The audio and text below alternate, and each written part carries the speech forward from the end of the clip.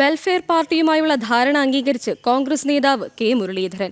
Welfare party ജനാധിപത്യ പാർട്ടിയാണെന്നും പലയിടത്തും welfare പാർട്ടിയുമായി കോൺഗ്രസ് ധാരണ ഉണ്ടാക്കിയിരുന്നുവെന്നും BJP അധികാരത്തിൽ വരാതിരിക്കാൻ വെൽഫെയർ പാർട്ടി കോൺഗ്രസിനെയും ചിലയിടങ്ങളിൽ CPM-നെയും പിന്തുണച്ചതായും മുരളീധരൻ കോഴിക്കോട് പറഞ്ഞു.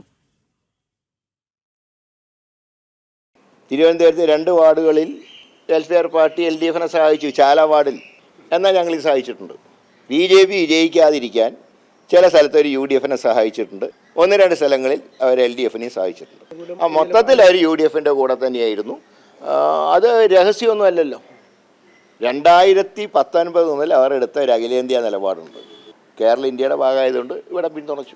LDF-ൻ്റെ കൂടെ പോയാൽ അവർ വർഗീയ പാർട്ടി, ഞങ്ങളുടെ കൂടെ വന്നാൽ ജനാധിപത്യ പാർട്ടി. ആ ഏർപ്പാട് ഞങ്ങൾക്ക് ജമാഅത്തെ ഇസ്ലാമി ഡയറക്റ്റായിട്ട് സപ്പോർട്ട് ചെയ്ത് LDF-നെയാണ്. ഞങ്ങൾ 2019 മുതൽ വെൽഫെയർ പാർട്ടിയായിട്ടാണ് ഞങ്ങൾക്ക് ബന്ധം. വെൽഫെയർ പാർട്ടി മതേതര പാർട്ടി എന്നുള്ള നിലയിലാണ് കോൺഗ്രസിനെ പിന്തുണച്ചത്. വെൽഫെയർ പാർട്ടി ഒരു ജനാധിപത്യ പാർട്ടിയാണ്.